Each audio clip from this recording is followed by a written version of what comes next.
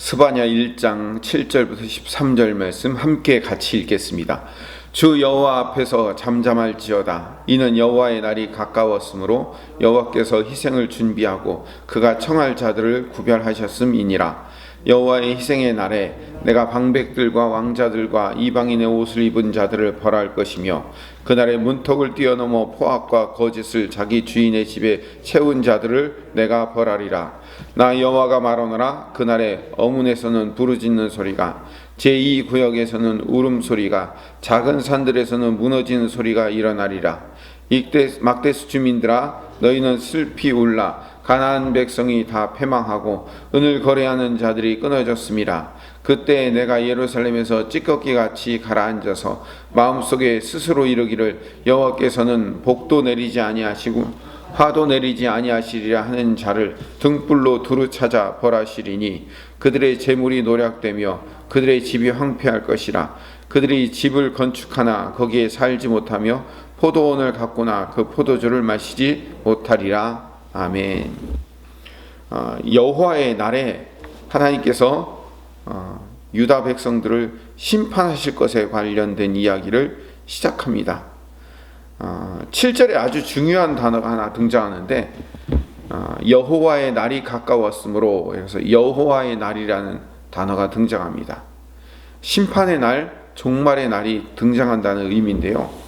굉장히 중요한 의미로 다가옵니다. 이게 이제 묵시에서 마지막 하나님이 심판에 임하시는 종말의 날, 이 종말의 날이 요한계시록까지 늘 사용됩니다. 그래서 여호와의 날, 그날이라고도 부르죠.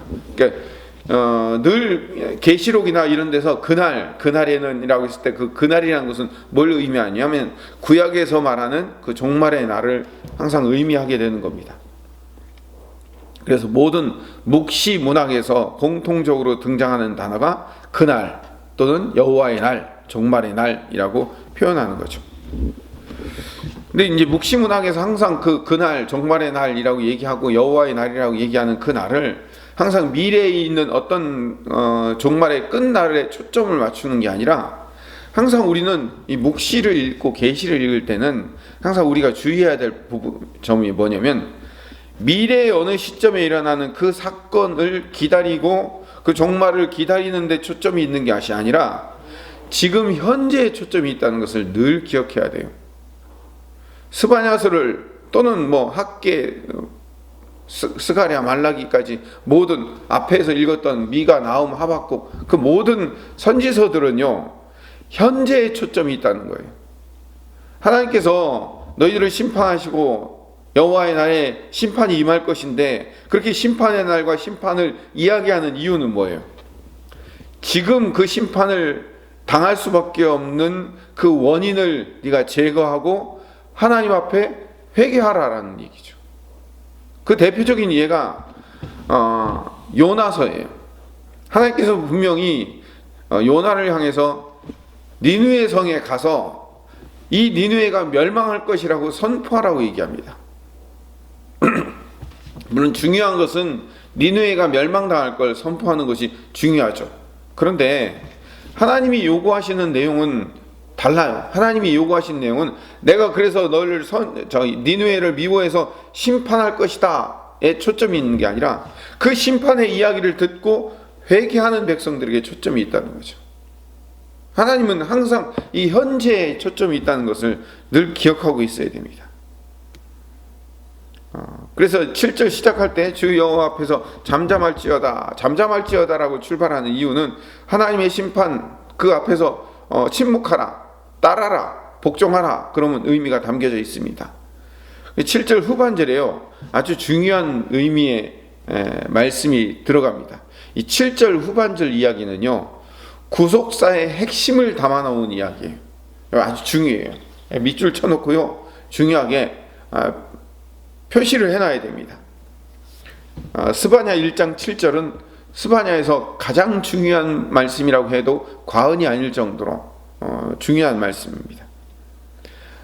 뒷부분에 보면 여호와의 날이 가까웠으므로 여호와께서 희생을 준비하고 그가 청할 자들을 구별하셨음이니라. 이 말이요 구속사의 의미를 요약해놓고 압축해놓은 말씀이에요. 여호와의 날, 제가 지금까지 설명했죠. 종말의 날이 가까웠기 때문에, 심판의 날이 가까웠기 때문에, 심판의 날이 가까우면 가까울수록 하나님이 하시는 일이 뭐라고요? 여호와께서 직접 희생을 준비하시고 그가 청할 자들을 구별하시는 일이 중요한 거예요. 종말에 끝나는 것, 그 심판이 얼마나 크고 그 심판이 얼마나 무서운가가 중요한 게 아니라 그 심판을 대비하기 위해서 하나님이 미리 희생을 준비하시고 그가 청할 자를 구별했다는 게 중요한 거죠. 그걸 위해서 종말의 날을 준비한 거예요. 여호와의 날에 여호와께서 직접 희생의 제물을 준비하십니다. 그리고 그 희생의 날에 그가 청할 자들, 뭘 청하냐면 그 희생의 날에, 다시 말하면 희생의 제물을 먹을 사람들을 직접 부르셔서 그들을 거룩하고 정결하게 만드신다는 거죠. 여기서 구별하다라는 단어는요, 카도시라는 단어예요. 히브리어. 카도시는 구별하다라는 뜻인데 또 다른 말로 해석하면 거룩하게 하다라는 얘기예요. 그러니까 성경에서 말하는 거룩하다라는 말이, 구약의 거룩하다가 전부 다 카도시에서 나온 말이에요. 그 카도시는 구별하다는, 구별했기 때문에 거룩해진 거예요. 하나님이 이걸 이제 신약식으로 이렇게 해석을 해봅시다. 하나님께서 선택한 하나님의 구별된 백성들에게 하나님이 희생 제물을 준비하시고 그 희생 제물을 초청해서 먹이시는 거예요. 다시 말하면 예수님이라는 희생의 제물을 하나님께서 준비하시고 예수님의 피와 살, 즉 희생의 제물을 먹는 자들을 구별하여 그들을 정결케 만드시는 거죠. 하나님이 예수 그리스도를 통해서 당신의 선택된 백성만 구별하여 하나님의 거룩하게 만드는 백성으로 삼아 그들을 구원해내실 것에 대한 그 구속사의 이야기가 거기에 담겨져 있는 거예요. 하나님은 종말에 심판에 초점이 있는 게 아니라 그 종말과 심판에도 불구하고 거기서 하나님의 백성들을 불러내어서 그들을 따로 구별하여 세우는 것에 더 초점이 있는 거죠. 그래서 이 종말의 날, 여호와의 날을 출애굽기에서 먼저 보여주셔요. 10가지 재앙과 마지막 그 10번째 재앙의 날에 하나님께서 그 10번째 재앙이 일어나면 어떻게 돼요? 애굽은 완전히 멸망당하는 거예요. 더 나아가서 애굽 땅에 있는 자들은 완전히 멸망당하도록 되어 있어요. 하나님의 심판에 따르면. 제가 말씀드렸죠. 장자라는 것은 그냥 큰아들 하나만 이야기하는 게 아니라 그 전부를 의미한다고 얘기했죠. 그래서 그 땅에 있는 모든 백성들을 다 멸하려고 그 10가지 마지막 재앙을 통해서 종말을 선포하셨는데 하나님께서 당신의 백성들을 따로 구분하여 희생 제물을 준비하셔서, 그래서 어린 양을 희생 제물로 잡아서 그 양을 먹고 그 피를 문지방과 설주에 바름으로 애굽 땅에서 일어난 종말의 재앙을 당신의 선택된 백성만 넘어가게 하시는 것, 그걸 뭐라고 얘기한다고요? 구원이라고 얘기한다고요. 그걸 지금 계속 설명하고 있는 거예요. 우상숭배와 또 정의와 공의를 행하지 않는 죄로 말미암아 남유다는 바벨론에게 심판당할 수밖에 없는 거예요. 근데 하나님은 그 중에서도 하나님의 희생 제물을 먹이시는 당신의 백성들만 따로 구별하여 세우시겠다는 거죠. 물론 그들의 육체는 바벨론으로 포로로 끌려갈 수도 있지만 하나님 그들을 따로 세우신다는 거죠. 그 백성들은요, 다른 백성들보다 더 잘났고 더 죄를 덜 지었기 때문이 아니라 하나님의 절대적인 긍휼의 은혜로 구별되어 남은 자들, 하나님이 그들을 구별해내신 거예요. 그걸 남은 자라고 얘기해요. 이사야서나 이런 데 보면요, 남은 자의 이야기가 많이 나와요. 하나님이 그렇게 만드신다는 거죠. 그래서 오늘 가장 중요한 핵심의 말씀은요, 오늘 1장 7절의 말씀이에요. 하나님께서 그 심판의 와중에서도 하나님의 백성들을 따로 구분해요. 그들을 정결케 만드시고 구별해내시는 거죠. 하나님이 우리 성도들을 그렇게 하시는 거예요. 우리 그리스도인들을 이 땅에서, 우리는요 종말을 향해서 가고 있어요. 종말은 예수님께서 이 땅에 재림으로 오시는 날도 종말이지만 우리 인생이 마감되는 날도 종말이에요. 어쨌든 그 종말의 날을 향해서 우리가 다 가고 있는데 거기서 하나님의 선택된 당신의 백성들만 하나님께서 희생의 제물을 준비하셔서 그 희생의 제물을 먹고 마시도록 하여 그들을 구별해내어 하나님께서 따로 건져내시는 그 구속사의 일을 하나님이 하고 계시다는 거죠. 8절에 여호와의 희생의 날에 내가 방백들과 왕자들과 이방인의 옷을 입은 자들을 다 벌할 것이고, 또 9절에 그날에 문턱을 뛰어넘어 포악과 거짓을 자기 주인의 집에 채운 자들을 내가 버리라. 문턱을 뛰어넘어, 이건 어떤 의미를 갖고 있냐면, 사무엘상 5장 5절에 보면 그 다곤 제사장과 그 신전에 들어가는 자들은요, 다곤의 문지방을 밟지 않는 종교적인 행위가 있어요. 이게 뭐냐면 법궤를 빼앗기죠. 그래서 그 빼앗긴 법궤를 다곤 신전에 넣어놔요. 근데 그 밤새 어떻게 돼요? 다곤 신이 전부 다 아세라 신과 다곤 신들이 그 목이 부러지고 팔다리가 부러져갖고 전부 다 그 내동댕이 쳐져 있다는 것을 발견했는데, 그 다곤 신 하나가 문지방에 이렇게 딱 걸쳐갖고, 쉽게 얘기해서 그 우상이 거기 널브러져 있는 거예요. 그래갖고 그 다곤을 섬기는 사람들이, 가나안 사람들이 이제 앞으로 우리는 저 법궤가 이제 다시 돌아간 다음에 이 문지방을 절대로 밟지 말자라고 자기들끼리 이제 정해놓은 거예요. 왜? 신이 넘어져 있는 자리였으니까.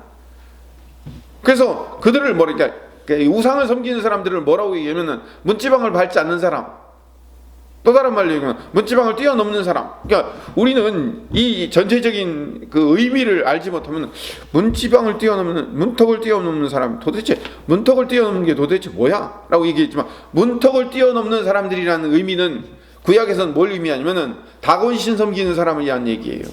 우상 섬기는 사람을 문턱 뛰어넘는 사람이라고 표현을 하는 거예요. 성경의 배경을 알면 이렇게 쉬워지는 거예요. 그리고 10절에 그 종말의 날에는 부르짖고 울고 무너지는 소리가 날 것이고, 성전 사방에서, 성벽 사방에서. 11절에 막데스 주민들은 애가를 부를 것이고 장사하는 사람들은 망하고 돈을 거래하는 자는 끊어질 것이다. 이 막데스라는 곳이 어디냐면, 장사하는 사람들이 망하고 돈 거래하는 자들이 끊어지는 곳. 그럼 딱 생각이면, 아하, 막데스는 상업이 활발하게 이루어지는 성이겠구나. 맞아요. 막데스라는 곳이 고고학적 발굴에 따르면 상업이 활발하게 이루어지는 성이었다는 것을 볼 수가 있어요. 12절에 예루살렘에서 술찌꺼기같이 가라앉은 자들을 등불로 찾아서 벌하신. 술찌꺼기같이 가라앉다는 얘기는 뭐냐면 완전히 널브러져 있다, 이런 의미예요. 그렇게 널브러져 있는 사람들을 아주 등불로 세세하게 찾아서 다 그렇게 벌하실 거라고 말씀하시는 거예요.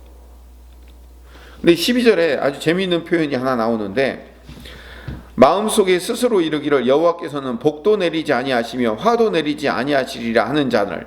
이게 뭐를 얘기하냐면, 여호와 하나님은 우리에게 관심이 없는 신이다 라고 말하는 사람들이에요. 복도 안 내리고 화도 안 내리고, 그러니까 우리한테는 전혀 관심 없는 사람, 관심 없는 분, 그렇게 말하는 사람들을 하나님이 어떻게 하신다고요?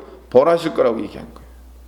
13절 마지막에 그 재물이 노략이 되고 그들의 집이 황폐해지며 집을 건축하지만 살지 못하고 포도원을 가꾸지만 마시지 못하는 결과를 얻게 될 것이라고 심판의 이야기를 계속하고 있습니다. 오늘 말씀의 결론을 내리겠습니다. 하나님은 당신의 선택된 백성들을 결국 심판하는 과정 가운데서도 하나님의 선택된 백성들에게 희생의 제물을 먹임으로 말미암아 그들을 구원하고 그들을 구별하여 내어 그들을 따로 세우신다는 것. 그게 하나님의 은혜라는 거예요. 근데 더 놀라운 것은 그 하나님의 은혜를 입은 자들이 누구라고요? 나예요. 우리예요. 그래서 우리가 늘 감사하며 살 수밖에 없는 거예요. 제가 늘 이렇게 기도하죠. 첫째도 감사, 둘째도 감사, 셋째도 감사. 내가 이전에 받은 복, 지금 받고 있는 복, 앞으로 받을 복에 대해서 늘 감사하게 해달라고 항상 감사를 부르짖으라고 얘기하는 이유가 뭐냐면, 우리는 어떠한 상황과 환경 속에서도 우리는 구별하여 선택되어 불러내어진 예수님의 피값으로 따로 구별하여 세워진 하나님의 백성이 되었다는 거예요. 우리가 이스라엘 백성들처럼 뭔가 더 잘했기 때문에 구별된 게 아니라 하나님이 일방적인 은혜로 그렇게 구별된 거예요. 왜 나예요? 세상 많은 사람들이 있는데 왜 하필 나입니까? 그래서 감사한 거예요. 그게 나이기 때문에 감사한 거예요. 그 선택 안으로 들어왔기 때문에 우리는 늘 감사와 찬양을 할 수밖에 없는, 우리가 일평생 365일 24시간 늘 우리가 하나님 앞에 삶으로 예배하며 찬양하며 경배하며 하나님께 감사와 찬양을 드릴 수밖에 없는 이유가 뭔지 아세요? 우리 일평생 전부를 감사할 수밖에 없는 이유가 뭔지 아세요? 우리가 하나님 나라 가면 뭐 할까요? 하나님 나라 가면 영원토록 하나님을 늘 찬양하며 감사할 수밖에 없는 이유가 뭘까요? 내가 그 구별된 선택된 백성 안으로 들어와 있다는 것. 어떻게 그게 나일 수 있습니까? 아, 이게 감사한 거 아닙니까? 라고 그 선택된 행운, 선택된 기쁨, 그 선택된 은혜에 대해서 늘 날마다 감사하는 하나님의 백성 되시기를 간절히 소망합니다.